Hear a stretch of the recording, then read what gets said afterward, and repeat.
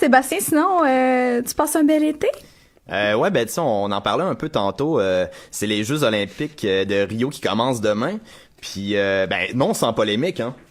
Tu sais, chaque jeu a ses petits problèmes. Mais là, ça semble vraiment le bordel, là. Tu sais, crise politique, destruction de favelas, le village olympique qui est inadéquat, les surfaces d'eau qui doivent servir aux épreuves aquatiques, là, sont dégueux. Je sais pas si vous avez vu les photos, là.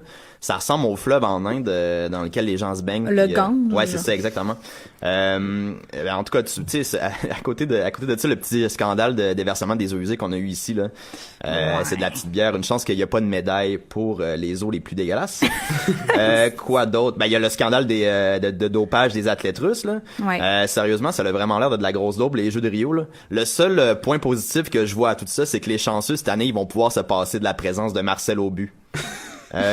Mais bon, j'ose croire que l'idéal de paix et d'athlétisme que les jeux symbolisent, mais ça existe encore.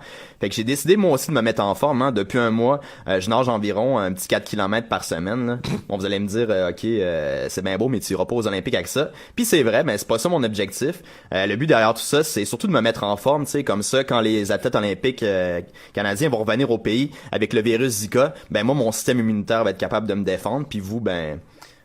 vous allez me manquer. Fait que je vais à la piscine de l'UQAM, puis il y a pas grand monde vu que c'est l'été. C'est ça qui est plaisant, il y a juste les employés. Ce qui fait que ces temps-ci, ben je prends souvent ma douche avec plusieurs vieux monsieur. Je pense que je l'ai pas dit comme faut. Je prends souvent ma douche avec plusieurs vieux monsieur. Oh non, c'est ça. Non, C'est exactement ça. On peut vraiment juste répéter sur le même ton. J'avoue que, j'avoue que, hâte d'entendre je peux leur dire une troisième fois. Ouais. J'avoue qu'une de mes grandes phobies, par contre, c'est quand il y en a un qui pète aux frettes parce que, pendant qu'il se savonne, tu sais, parce qu'il a essayé de bencher un petit peu trop que sa limite, tu sais. Puis là, j'avoue que je serais vraiment tiraillé. Est-ce que j'y fais un massage cardiaque? Est-ce qu'il y a une loi du bon samaritain qui m'obligerait à y faire un massage cardiaque? Parce que là, j'entends déjà la juge me dire « Monsieur Lapierre Lachance, vous êtes un maudit irresponsable. » Mais là, madame la juge, monsieur le juge, c'est pas moi qui a dit de bencher 300, tu sais. Puis même si j'avais voulu lui faire un massage, ben tu sais, le gars, il avait le chest tout savonné, fait que ça l'aurait pas marché. Fait que je pense que je vais y aller avec cette défense-là. D'après moi, c'est aussi bon que de plaider l'aliénation mentale. Mais c'est ça, c'est vraiment tranquille au gym ces temps-ci. Vous irez, hein, tu sais, avec votre carte étudiante, ça vaut la peine. Oui. Puis vu que les installations sont à peu près inoccupées ces temps-ci, ils ont eu la brillante idée de rentabiliser ça en faisant un camp de jour. D'ailleurs, l'autre jour, il était peut-être 5h, 5h30, hein, puis tu sais, j'allais là-bas, mais c'était pas ce fois-là pour aller au gym. Fallait que j'aille chercher un enfant. Fait que j'arrive là-bas, puis j'essaie de spotter une responsable. Fait que là, ouais, salut, je suis venu chercher un enfant. Fait qu'elle me dit, OK, c'est quoi son nom? Puis là, je suis comme, c'est toutes des petites filles de 16-17 ans qui travaillent là-bas, fait que sont pas trop allumées, on va se le dire. Fait que là, je réponds, c'est pas important lequel, tant qu'il est pas trop laid, ça va faire mon affaire.